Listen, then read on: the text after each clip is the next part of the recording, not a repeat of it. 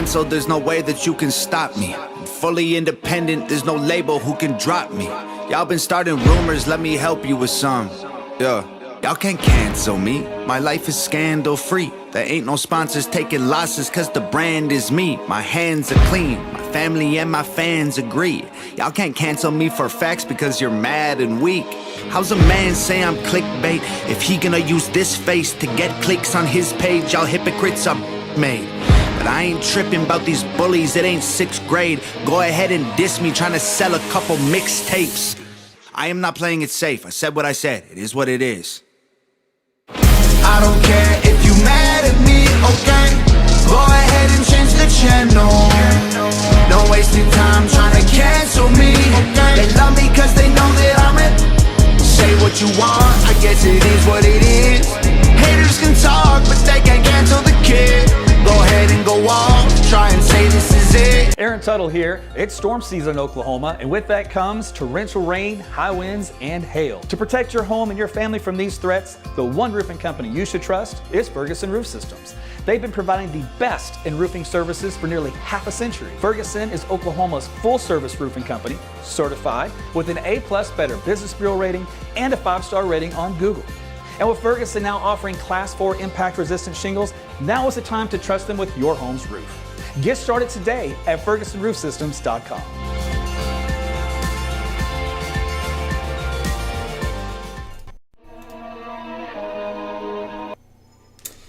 Hey everyone, Meteorologist Aaron Tuttle here with you again. It's on a Thursday. It's time for a little lunch update to get you acclimated to the pattern changes. We headed into the weekend to see if there's still a threat of severe weather as we head on into what appears to be typically our busiest time of the year when it comes to storms. And I'll tell you what, man, this year has been overall quiet. I'm okay with that.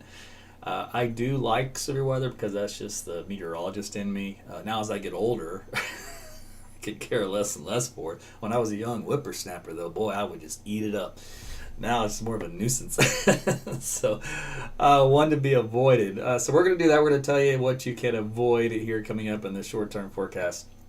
And if you stick around, I might show you a little long-term peek. So thanks for joining in with me here. Joining me on Facebook Live, YouTube Live, Twitter Live.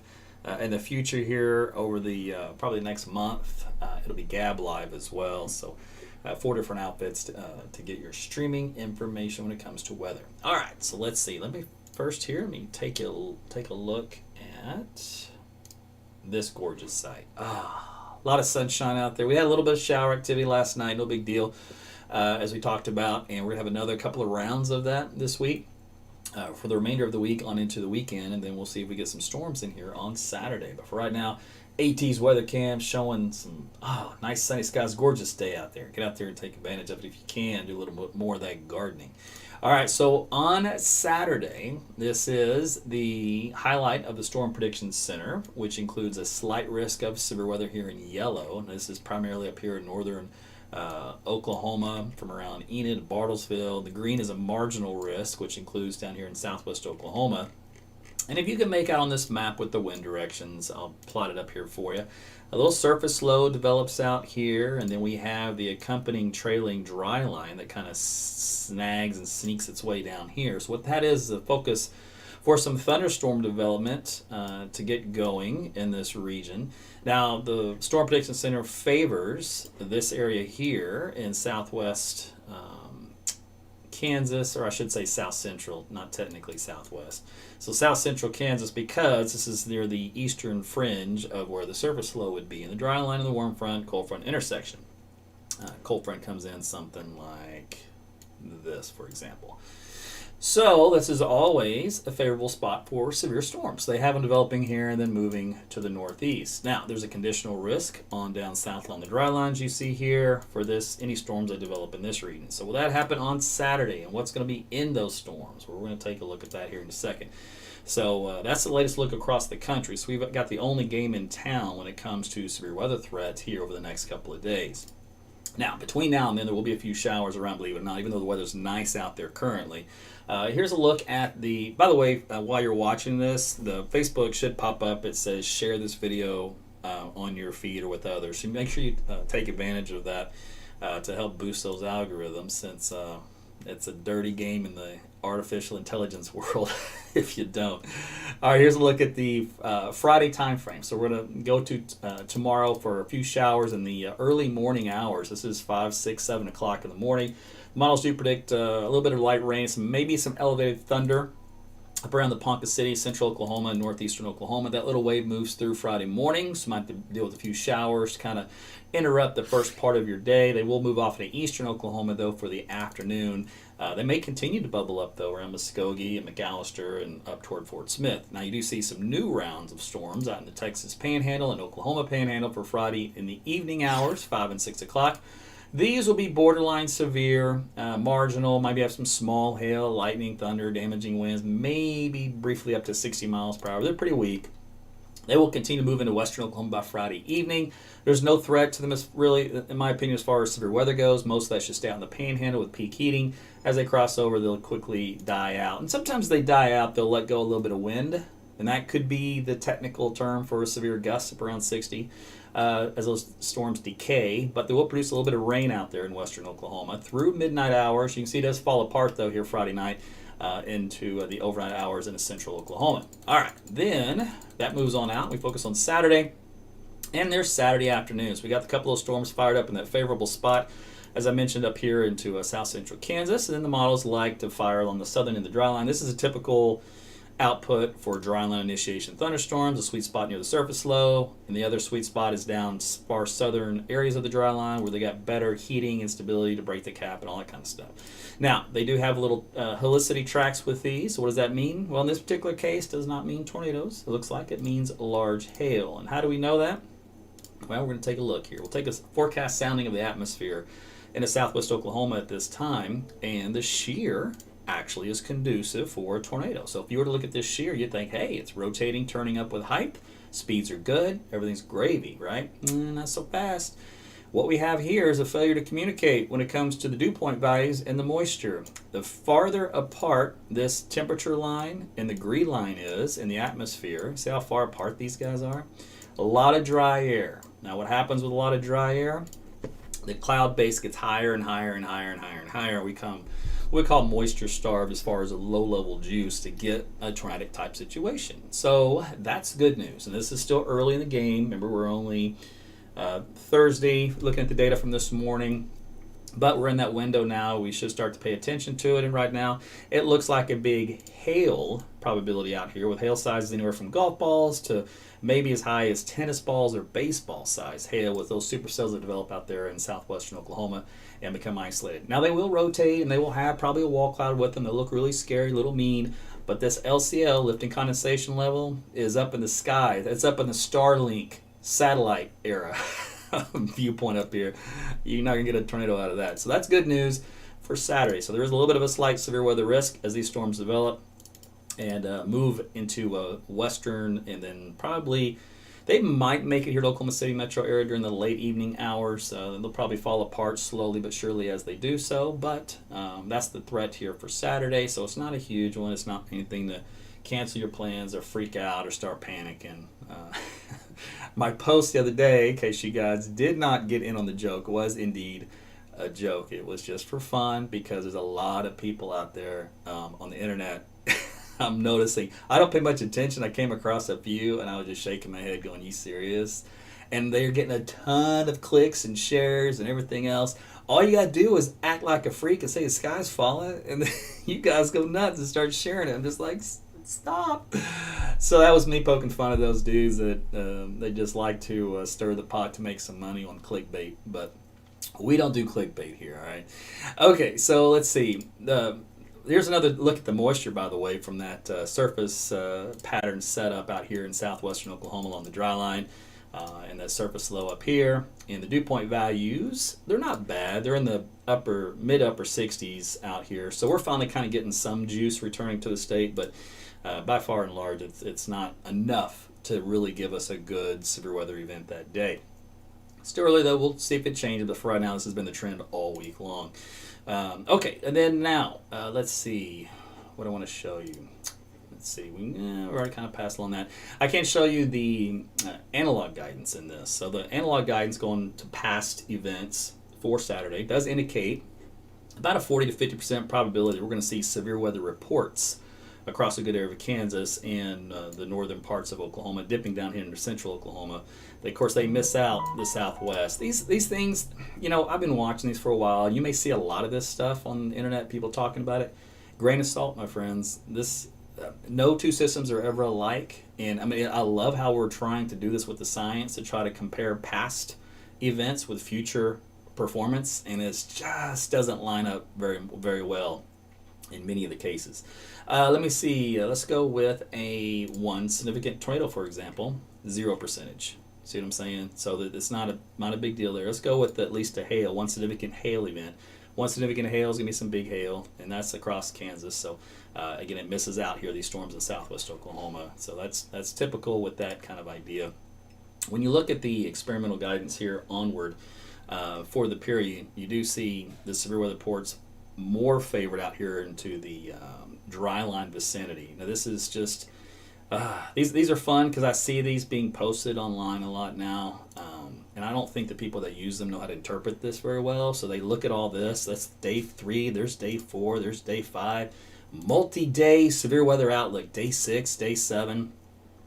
Man, look. Let me show you what reality is. You ready for this? All right. You see this? Does this look like let me open this up so you can see the whole thing. Does this look like a multi-severe weather outbreak day to you based off of that analog guidance? Sunday, nothing. Monday, Tuesday, Wednesday, Thursday, nothing. Now, if it was one of those multi-day, we're all going to be inundated with all kinds of nastiness, there would be something drawn on the map with confidence. There is zero confidence. This says predictability too low. In other words, not favorable yet. There's no strong signals, despite what analog guidance may suggest in an overall pattern. You still have to have a lot of ingredients in place, a lot of triggers. And some of the people out there showing weather information don't understand anything about meteorology. They just rip and read whatever they see on the maps. They just go for maps. They like pretty colors, and pretty colors are scary, especially the more red it has on it. So that's all kind of tuned into my post the other day. So don't take it too seriously. It was half-hearted, having a little fun. Here's a look at temperatures over the next several days. Man, it's going to get toasty over the weekend. 84 degrees if you like it warm. And then 75 degrees on Sunday. Back into the 60s. Can you believe this cool period? It's hard to get severe weather when your daytime highs struggle to hit 60 degrees, my friends. Overnight lows back into the 40s. Those plants and the grass is going, what in the tarnation? That Bermuda cannot get going with this kind of nonsense. And I need my Bermuda to get going. I got some holes to fill. But eventually here for the May 15th to 16th, we're back in the low 60s, back in the low 80s. So it's starting to look like typical, May type weather, especially for the middle of May. It's actually really nice temperature-wise. I'm not complaining at all. I'm loving this pattern. It's more of a quiet pattern. It's a tranquil. We've got some great temperatures to speak of, and the lack of severe weather. To me, that's all great. All right, let's just take a peek at the long term, just for fun, giggles. We'll see if anything is, shaping up to be tension grabbing, or because the pattern is trying to change. It's just the models are going to have a tough time with little details, and we'll see if anything jumps out at me. All right, so we've got the May 11th. We got a little bit of a rain event situation that day, and if I were to look at the sounding on that deal. All right, so it's going to be a cold, elevated rain. Shear is great, which it often is this time of year. Probably why those indices, those little analogs, go off the charts. But there's no instability and there's no surface heating, so that doesn't do us any good if you wanted severe weather. All right, that moves on off on the 11th. Let's see what else we got. Man, nothing till the 15th. All right, let's go to, that was the European model. We'll take the American model, which goes out a little bit farther in time. We'll see what else we got coming up. The 11th, it's got a little bit of that rain activity around here. No big deal. Looks like a little bit more rain moving through on the 12th, according to this model. So they're back and forth at odds on timing, which is nothing to be unusual. All right, here we go, May 15th. So this model favors at least some thunderstorm signatures back out in western Oklahoma. If you look at this forecast sounding, once again, just like this coming Saturday, LCL is way up there in the space, meaning you couldn't touch the clouds if you wanted to, so high base storms, which typically in this particular case are just hail makers. Even though the wind shear is decent, it's a little weak here in this part of the column, so it would not be tornadic given this particular data set to look at, but there'll be some thunderstorms out there in western Oklahoma. Looks like along a cold front dry line intersection, so that means another cold front strong wind comes in. Surface pattern looks about like this with your surface low here, so some elevated rain back behind the front. And you know how elevated rain is, it's nice. All right, let's go after that. Anything. Slim pickings. We're at the 21st of May, and this state, we're just not seeing much action. Now, we do need the rain, and that's an issue just because of the drought conditions. We don't want the drought to return. Tell you what, let's take a look at the upper levels, and we'll see how the pattern is doing, because even though the signals aren't there that great for severe storms, maybe the pattern is going to change more favorable. So let's just take another peek here. Let's look at the jet stream pattern. This is at 500 millibar level. All the bright colors is where you see lift in the atmosphere. So the darker the color, the more the lift. And sometimes these little lines close off. Those are little upper level lows. So there's one there, one trying to form here. And then where you see kind of a desolate of color, and you see it closed off in a circle, that would be a high. So what happens in these particular cases, the wind rotates around like this, and does this, and does this. And then around a high, it usually rotates around like this. So this is a sinking air motion, which means nice pleasant weather, no storms. This is a lifting air motion, which means you get storms out ahead of the trough axis. So a very simple way to look at meteorology when you look at the upper levels. You can actually do a pretty good forecast based off this one chart. If I had one chart to pick from, I'd pick this because I can then visually infer everything else that happens underneath. Now the accuracy level won't be as good with all the other ingredients, but at least I'll have a general idea. So the unsettled pattern here is for the 11th. That indicates our rainfall for that day, as you remember. All right, we'll go forward from there. Kind of in a light northwest flow there. Now we're back to zonal flow. If you remember my blog the other day, the models are trying to fight to get us in a zonal flow. When that happens, you can get these little weak disturbances like this that come through. It's just a little dip, and it's subtle. So what happens is these global models, how I kind of showed you is mostly dry, they don't forecast these subtle waves that well to trigger storms. All right, they do better at brute forcing synoptic type driven storms. All right, that they can see coming away a mile away. Coming a mile away. These guys here, you got to take them as they come. Sometimes everything looks quiet, and all of a sudden the forecast changes for the next day. Like, what happened? It's supposed to be nice. Well, all of a sudden we got this little disturbance that's popped up. The models didn't really see it very well. It looks like it's going to be stronger than what we thought, and so it looks like we'll get some storms out of it. Okay, so that's kind of how that works, and that's around the 16th of May, for example. So that might be a little surprise event. There's a little northwest flow change again, big, strong upper level low here in the northern plains. This is on the 19th of May. Now, this shuts down severe weather season for us, and it drives in a really strong cold front that comes in behind it. All right, and you got high pressure that builds up here, both at the surface and aloft. But this is ridging in the upper levels, kind of shuts us down. Now, a lot of times in a northwest flow event, depending on how the pattern sets up, you can get instability that rides along in this fashion and gives us those little squall lines that sometimes form off Colorado and western Kansas, and they move through Oklahoma at night. Now that pattern, northwest pattern, usually occurs for our summertime, usually in June, and then kind of trailing off in July, and that gives us that last minute rain to get us into the summer before we start drying out toward the end of July and then most of August. Now, past few years that hasn't worked out so well, so we kind of stayed in a wet pattern over the summer, which was great for the drought and for the grass. Meanwhile, let's go to the 20th to the 22nd. Brutal, guys. If you're a severe weather junkie chaser, you don't want to see this pattern building up. Ridge of high pressure. Remember, airflow is clockwise around a high, and so that's going to kind of block and prevent us from seeing much action. This guy out here, this low, would have to come in and then crash this ridge and shove it down to the south and then bring its energy in. And what happens a lot of times, half the energy split. Half of it's done trying to squash the ridge, the other half just rides up over the top of it, and then you get some mediocre what's left that ejects over the central plains. A little bit of severe weather with it maybe, and then we don't get much of anything. So I'm telling you, if you want severe weather, this pattern stinks. And yeah, it's funny. I'll watch these guys. I follow a ton of weather people, on Twitter, and they get real excited. They see one model run, they think, okay, this is it. This is where we're gonna have some action.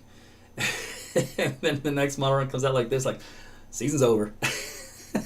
And then they'll watch the next one come back out, it'll change, it'll flip flop. So there will be some what we call flip flopping, I think, for the latter part of May. This pattern is going to be difficult for the models to get a good hold of, just because it's anytime you're trying to transfer to a zonal flow, it doesn't take much to get some little disturbance that move through, and then hey, we got a severe weather day. So just don't look for 5-7 days. Yeah, this last week, 7 days of coverage for an event that never happened. Don't look for that. You're going to be more of lines of, was it supposed to storm today? That kind of a deal. So that's the pattern we're going to get into. So don't be surprised. I just told you the reasons why for that, and why you're not going to get a circus of 7 days to get you all worked up over it. But that's what I got here for you. So your lunchtime live. So thanks for tuning in. Of course, I'll watch stuff, and like I mentioned in the blog, it's a pattern change that's trying to develop. So I do expect something to come out of the blue. So my goal here is to catch it before it takes anybody off guard, and then I'll let you know as soon as I know first. Otherwise, enjoy. The weather's nice here overall for a while, so get out there, do some gardening. Well, it's great to see you. Thanks again for tuning in and for liking and sharing this video. You guys on YouTube, on Twitter, and on Facebook, and also the stars. I see you, Devin. A little shout out to you here at lunchtime on a 3-week streak. Appreciate you. Dennis also with some stars, and Beverly in the house. Martha. This is on the Facebook platform, by the way. Gina. So if you're on the main page on Facebook, there's a star icon you can hit next to the comment section. Katie's in the house with some stars, and Angela, Erica. I'm loving it. So I appreciate all that, ladies and gentlemen. Let's see here. I'll read a couple comments, and I'm going to have to get. Yeah, Chris says, looks like another bust for tornado season in Oklahoma if you like the chase. That is the truth. Angela says, I love the detail you give us. AT, you're the man. You're the man. I appreciate that, Angela. This is exactly why you're the only one I trust. You got it, Trisha. You're welcome. All right, Aaron, I see you. Chayton, I see you sneaking in with that 3-week streak. Rokisa, I see you. You're welcome. All right. Well, dude, so Doomsday isn't coming, Curtis. That's correct. We're good.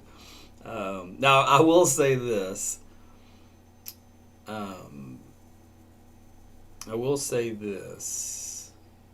was I going to say? I read more comments than my brain stopped working. Get to over this. What was I going to say, man? Don't say the Q word. What was I going to say? I have no idea what I was going to say. Seriously. That's what I was going to say. It only takes, even though the pattern overall is quiet and the limited ability that we have potential to get a few storms in this 3-week period coming up, it's still the peak of our season. It's usually the peak of our ingredients. So if anything's going to happen, it has to happen during this period. It only takes one event.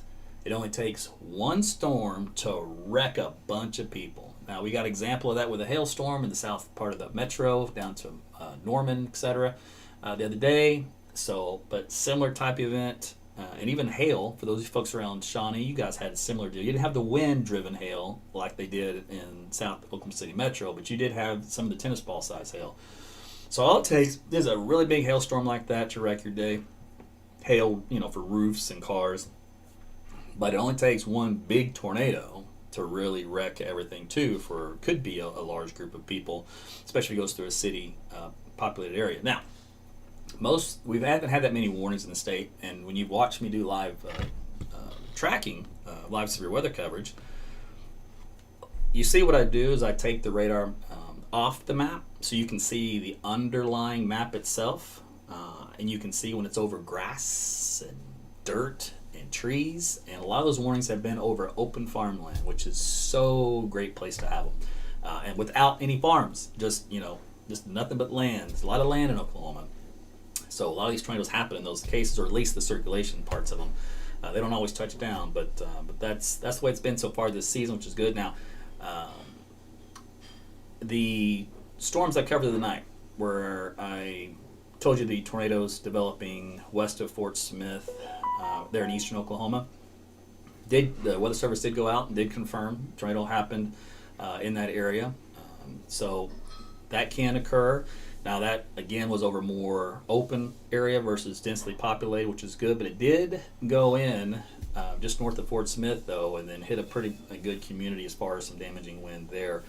So it will eventually happen, get some damage. It's good to see them usually when it's in areas where there's nobody living. But all it takes is one to go through a densely populated area, and then that's the big news story for the week.